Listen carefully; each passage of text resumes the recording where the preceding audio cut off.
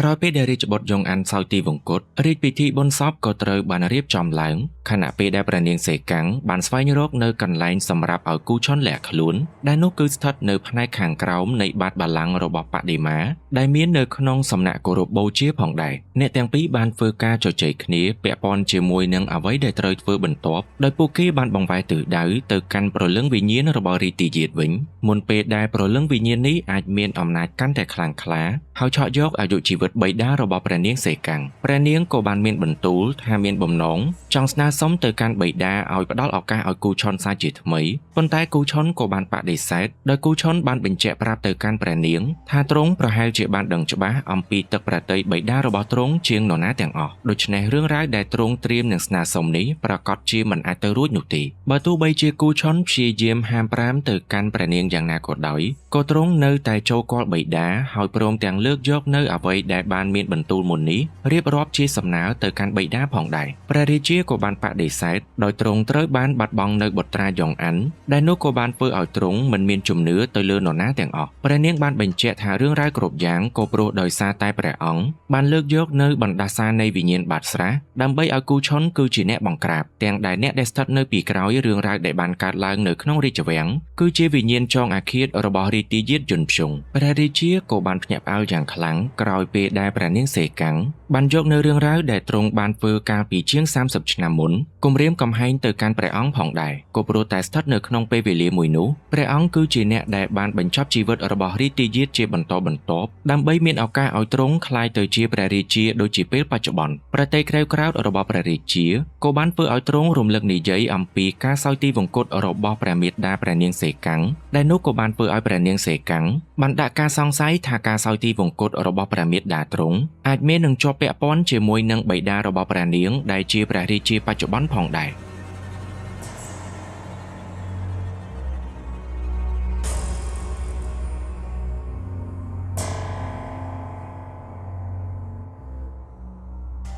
ងាយមកនិយាយអំពីគូឈុនឯនេះវិញកាលដែលគេបានលាក់ខ្លួននៅខាងក្រោមបាតបល្ល័ង្កដែលធ្វើឲ្យគេមានភាពរវើរវាយគប់ផ្សំជាមួយនឹងការដែលគ្មានចំណីអាហារទទួលទានគ្រប់គ្រាន់ក៏បានធ្វើឲ្យគូឈុនពិតជាមានភាពពិបាកទ្រាំយ៉ាងខ្លាំងប៉ុន្តែគេក៏បានព្យាយាមរងចាំរហូតដល់ព្រះអាយការបស់ព្រះនាងសេកាំងបានធ្វើដំណើរមកបួងសួងស្ថិតនៅក្នុងសំណាក់គោរពបូជានោះហើយគេក៏បានឆ្លៀតឱកាសដើម្បីនឹងស្នើសុំជំនួយទៅកាន់ទ្រង់ប្រសិនបើមិនចង់ឲ្យសាច់សាលោហិតរបស់រាជវង្សរួមទាំងព្រះអង្គត្រូវបានសោយទីវង្គតប្រសិនបើរឿងរ៉ាវទាំងនេះមិនត្រូវបានដោះស្រាយឲ្យឆាប់រហ័សនោះទេនៅក្នុងពេលដែលព្រះអង្គជាមួយនឹងព្រះនាងសេកាំងបានជួបប្រទះជាមួយនឹងបញ្ហាសុខភាពរហូតដល់ក្អួតឈាមនោះគឺជាសញ្ញានៃចំណុចបញ្ចប់របស់រាជវង្សានុវង្សនៅក្នុងសាលប្រជុំជាមួយនឹងនាម៉ឺនមន្ត្រីឯនេះវិញស្របពេលដែលមន្ត្រីកំពុងតែផ្ដល់ជាយោបល់ទៅកាន់ព្រះរាជាឲ្យតែងតាំងនៅរាជទាយាទអង្គថ្មីដើម្បីជួយសម្រួលទៅដល់រាជកិច្ចរបស់ព្រះអង្គទឹកប្រតិក្រែវក្រោធរបស់ព្រះអង្គក៏ត្រូវបានផ្ទុះឡើង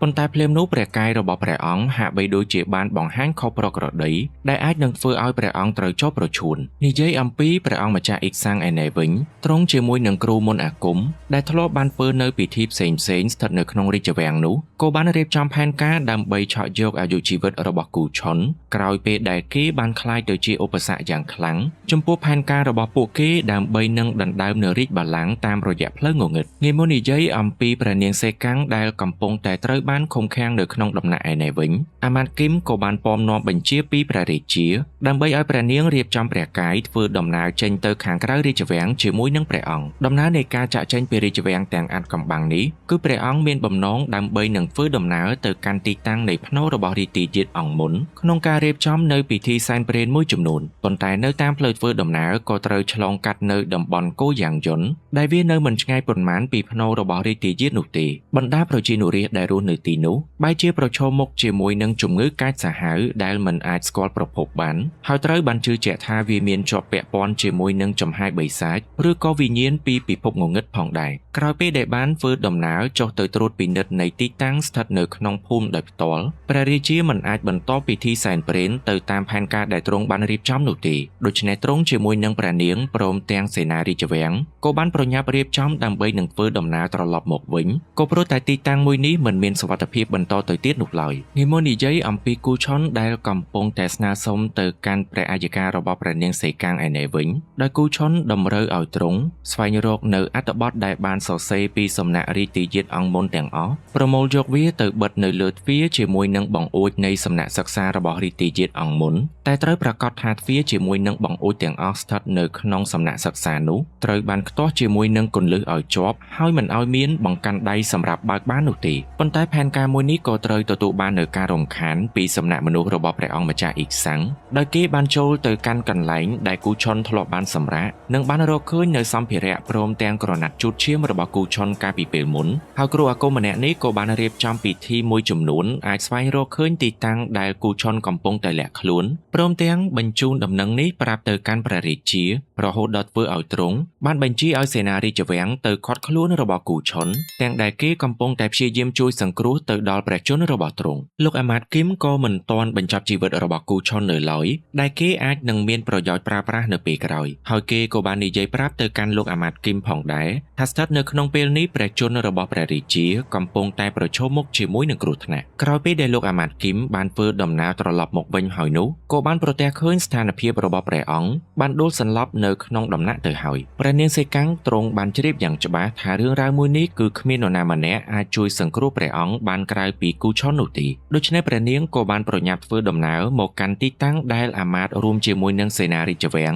កំពុងតែចាប់ចងទៅកាន់គូឆុនក្រោយពេលដែលបានជួបសម្ដីជាមួយនឹងគូឆុនហើយនោះព្រះនាងក៏បានចេញបញ្ជាទៅកាន់អាម៉ាតគីមបើទោះបីជានេះត្រូវបានបំពានជាមួយនឹងច្បាប់របស់រាជវាំងក៏ដោយប៉ុន្តែពួកគេចាំបាច់ត្រូវតែកប់ភ្នូររបស់រាជទាយាទក្នុងការយកព្រះសពរបស់ទ្រង់មករៀបចំពិធីជួយសង្គ្រោះទៅដល់ព្រះជន្មរបស់ព្រះមហាក្សត្រដែលកំពុងតែជួបប្រទះជាមួយនឹងបញ្ហាដោយសារតែមានព្រះនាងសេកាំងគឺជាអ្នកដែលបានទទួលខុសត្រូវពាក់ព័ន្ធជាមួយនឹងរឿងរ៉ាវទាំងនេះទៅហើយអាម៉ាតគីមក៏បានធ្វើទៅតាមអ្វីដែលជាតម្រូវការរបស់គូឆុនដើម្បីជួយសង្គ្រោះទៅដល់ព្រះរាជាដោយព្រះសពរបស់រាជទាយាទក៏ត្រូវបានកោះចេញពីភ្នូរព្រមទាំងបានដឹកជញ្ជូននៅក្នុងរទេះដែលពោពេញទៅដោយសាកសពរបស់សត្វដើម្បីនឹងបង្វែងដានទៅដល់វិញ្ញាណដែលជាម្ចាស់រូបកាយគូឆុនក៏ត្រូវធ្វើដំណើរចូលទៅកាន់ពិភពវិញ្ញាណសាជាថ្មីដើម្បីប្រឈមជាមួយនឹងព្រលឹងវិញ្ញាណចុងអាឃាតរបស់រាជទាយាទបើទោះបីជាគេកំពុងតែរងរបួសក៏ដោយខណៈពេលដែលព្រះនាងសេកាំងកំពុងតែស្ថិតនៅក្នុងសំណាក់គោរពបូជា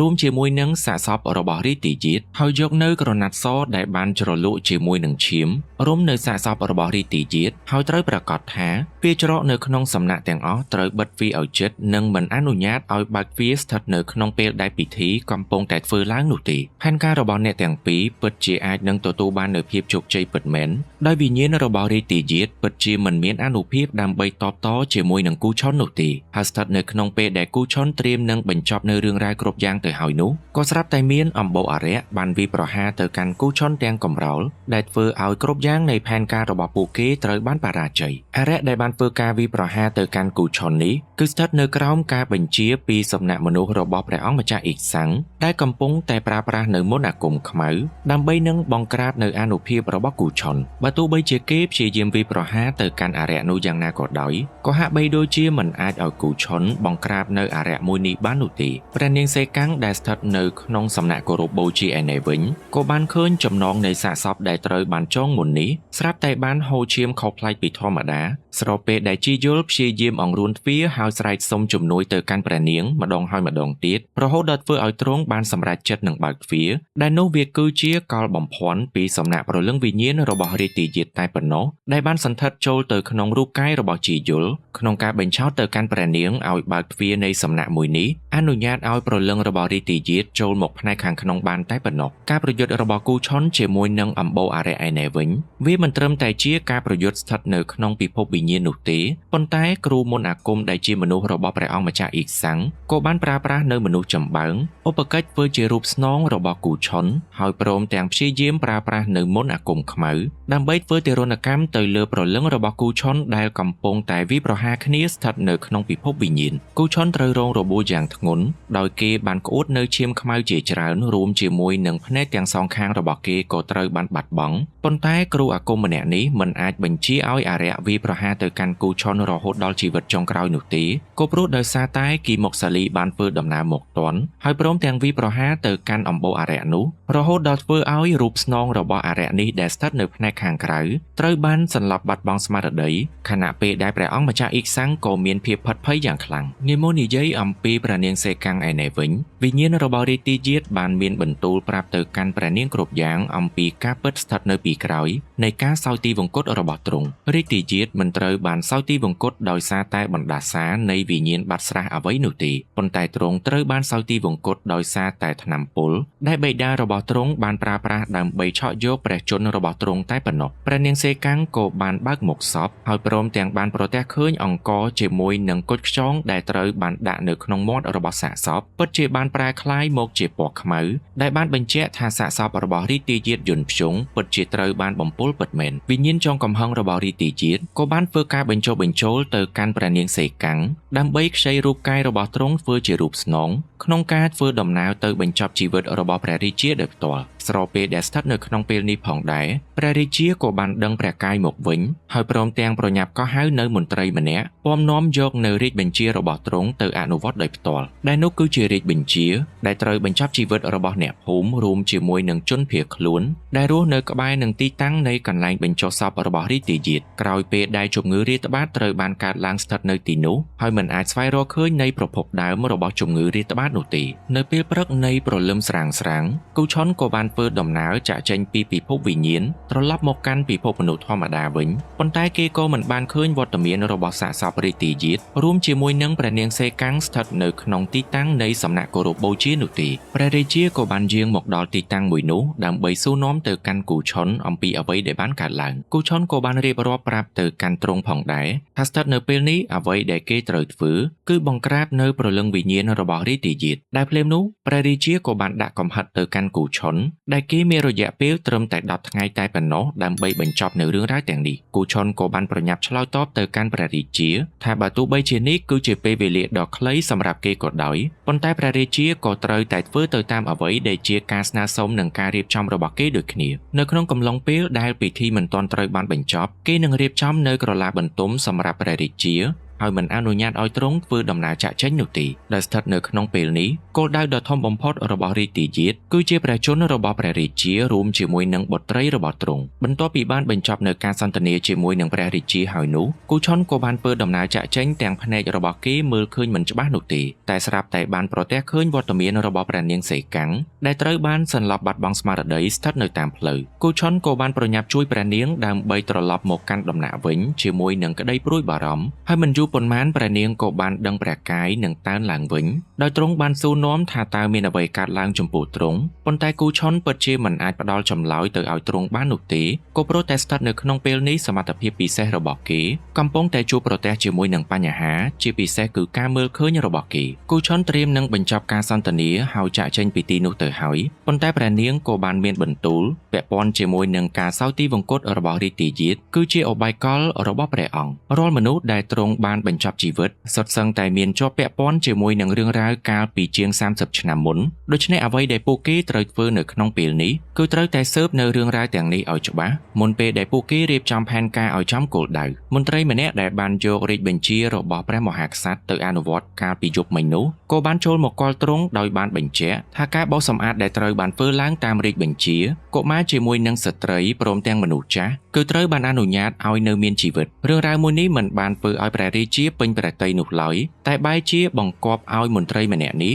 ប្រមូលយកនៅសេនាដែលហ៊ានក្បត់ជាមួយនឹងរាជបញ្ជាទាំងនោះកាត់ទោសប្រហារជីវិតភ្លាមៗផងដែរងាយមកនិយាយអំពីការសន្ទនារបស់គូឆុនជាមួយនឹងព្រះនាងសេកាំងស្ថិតនៅក្នុងពេលរាត្រីឯនេះវិញគូឆុនក៏បានរៀបចំនៅសម្ភារៈព្រមទាំងរបស់មួយចំនួនដើម្បីប្រគល់ទៅឲ្យព្រះនាងដាក់តាមខ្លួននិងមិនអនុញ្ញាតឲ្យប្រលឹងវិញ្ញាណរបស់រាជទាយាទអាចគ្រប់គ្រងទៅលើទ្រង់ ងបានសាជាថ្មីស្របពេលដែលព្រះនាងក៏មានក្តីព្រួយបារម្ភអំពីភ្នែករបស់គូឆុនថានឹងត្រូវប្រឈមជាមួយនឹងបញ្ហាអ្វីបន្តខណៈពេលដែលភ្នែករបស់គេក៏មើលឃើញមិនច្បាស់បែបនេះហើយថាមពលពិសេសរបស់គេក៏ត្រូវបានចុះអន់ខ្សោយគូឆុនបាននិយាយថានេះគឺជាលើកទី1ដែលអាចប្រើប្រាស់ជីវិតរស់នៅប្រៀបបីដូចជាមនុស្សធម្មតានិងមិនមានចំណងជាមួយនឹងពិភពវិញ្ញាណនិយាយដល់រឿងនេះគូឆុនក៏បាននឹកឃើញអំពីរឿងរ៉ាវពាក់ព័ន្ធជាមួយនឹងគ្រូអាគមម្នាក់នោះថាគេប្រកាសជាមានអ្នកដែលស្ថិតនៅពីក្រោយប៉ុន្តែថាតើព្រះនាងសេកាំងទ្រង់មានការសង្ស័យទៅលើនរណាម្នាក់ឬទេស្ថិតនៅក្នុងរាជវាំងនេះនៅព្រឹកនៃថ្ងៃបន្ទាប់ព្រះនាងក៏បានធ្វើដំណើរទៅកាន់ដំណាក់របស់មហាក្សត្រយានីដើម្បីសួរនាំទៅកាន់ទ្រង់ដោយផ្ទាល់ពាក់ព័ន្ធជាមួយនឹងរឿងរ៉ាវរបស់គ្រូអាគមនេះផងដែរមហាក្សត្រយានីបានមានបន្ទូលថាព្រះនាងបានធ្វើឲ្យសភាពរបស់ទ្រង់ធ្លាក់ចូលទៅក្នុងស្ថានភាពបែបនេះទៅហើ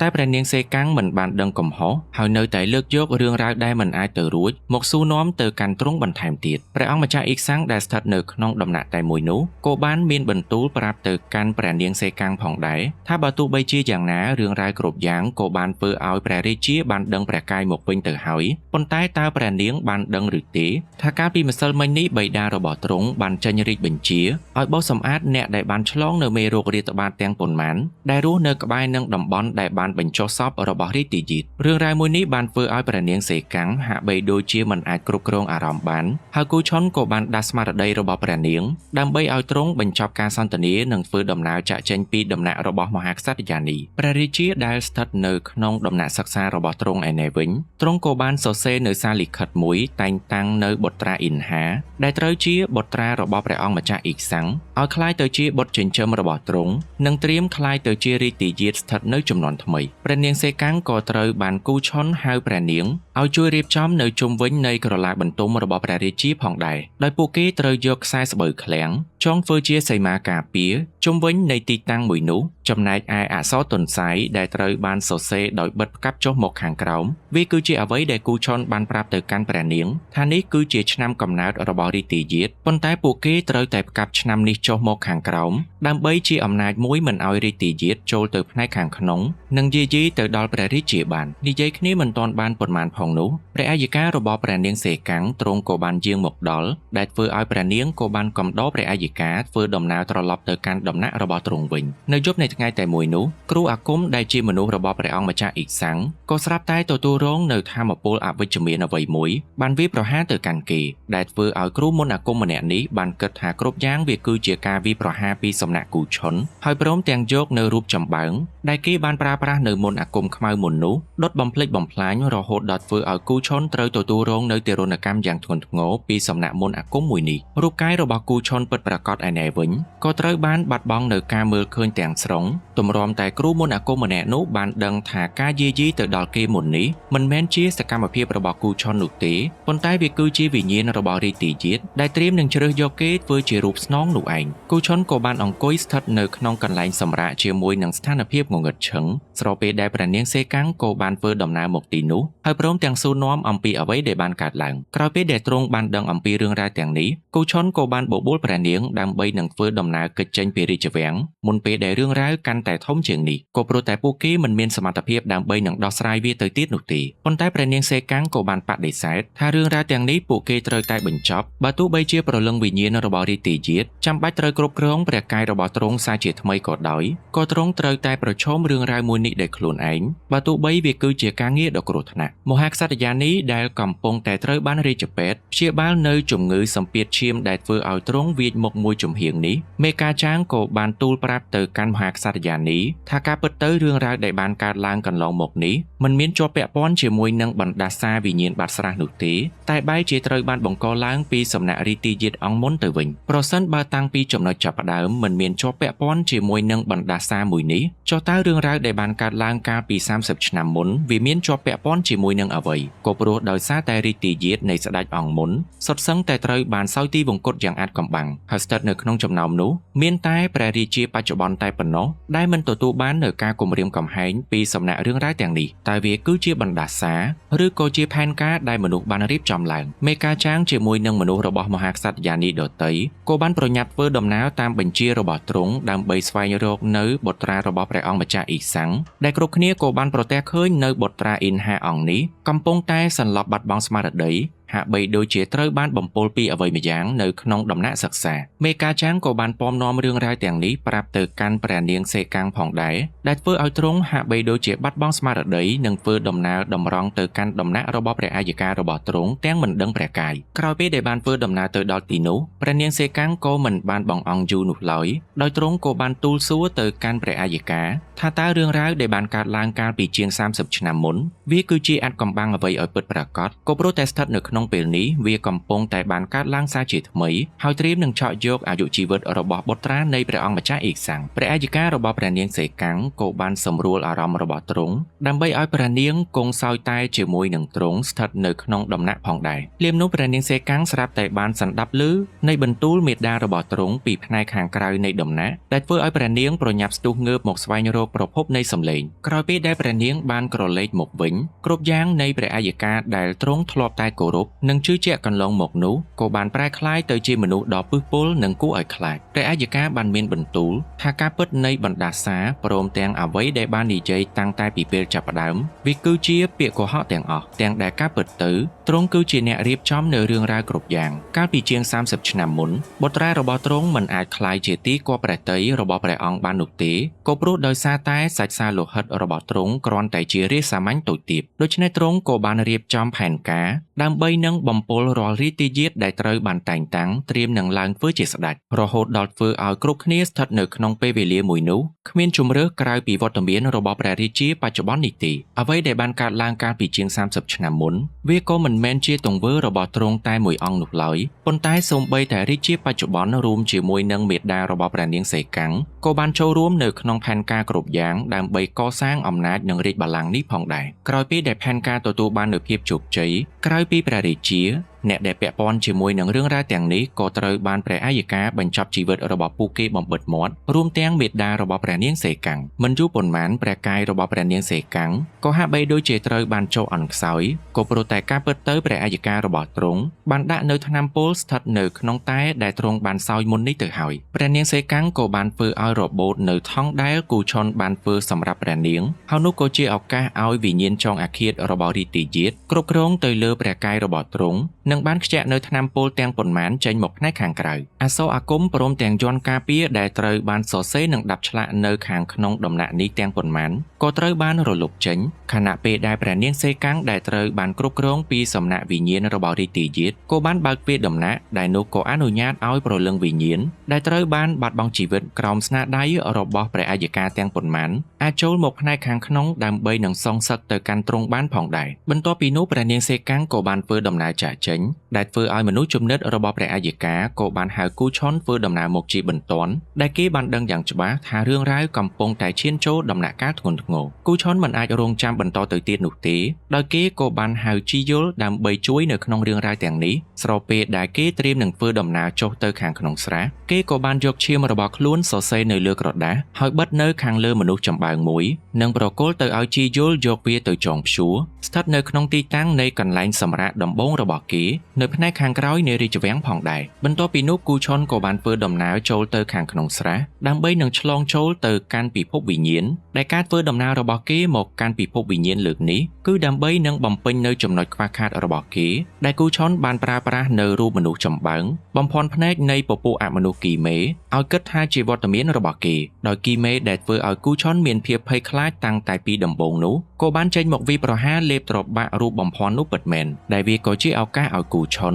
កាត់ផ្ដាច់នៅគីមេមួយក្បាលនេះដើម្បីនឹងយកភ្នែករបស់វាមកជំនួសឲ្យភ្នែករបស់ខ្លួនដែលទើបតែត្រូវបានបាត់បង់ដោយសារតែមន្តអាគមខ្មៅបន្ទាប់ពីនោះអានុភាពរបស់គូឆុនក៏ហាក់បីដូចជាខ្លាំងក្លាជាងមុនដែលភ្នែកមួយគូនេះមិនត្រឹមតែអនុញ្ញាតឲ្យគេមើលឃើញនៅវិញ្ញាណធម្មតានោះទេដែលសូម្បីតែដំណក់ទឹកភ្លៀងដែលស្រក់ចុះពីលើមេឃក៏គូឆុនអាចសម្លឹងមើលវាបានដោយជាក់ច្បាស់ផងដែរវិញ្ញាណមេដាព្រះនាងសេកាំងក៏បានមកសុំអង្វរទៅកាន់គូឆុនផងដែរដើម្បីឲ្យជួយសង្គ្រោះទ្រង់ក៏ព្រោះតែស្ថិតនៅក្នុងពេលនេះព្រះនាងសេកាំងកំពុងប្រឈមមុខជាមួយនឹងគ្រោះថ្នាក់វិញ្ញាណរបស់រាជទាយាទដែលស្ថិតនៅក្នុងរូបកាយរបស់ព្រះនាងសេកាំងក៏អាចធ្វើដំណើរឆ្លងកាត់នៅរបាំងការពារទាំងប៉ុន្មានដែលគូឆុនបានរៀបចំឡើងស្ថិតនៅក្នុងទីតាំងនៃក្រឡាបន្ទុំរបស់ព្រះរាជាហើយព្រះនាងសេកាំងក៏នៅតែបន្តយាងចូលទៅផ្នែកខាងក្នុងជាមួយនឹងអាវុធមុតស្រួចដើម្បីនឹងឆក់យកអាយុជីវិតរបស់ព្រះរាជាដោយផ្ទាល់គូឆុនដែល ដែលទទួលបានដំណឹងពីមេដារបស់ព្រះនាងសេកាំងគេក៏បានប្រញាប់ធ្វើដំណើរតម្រង់មកកាន់រាជវាំងនៃក្រឡាបន្ទំរបស់ព្រះរាជា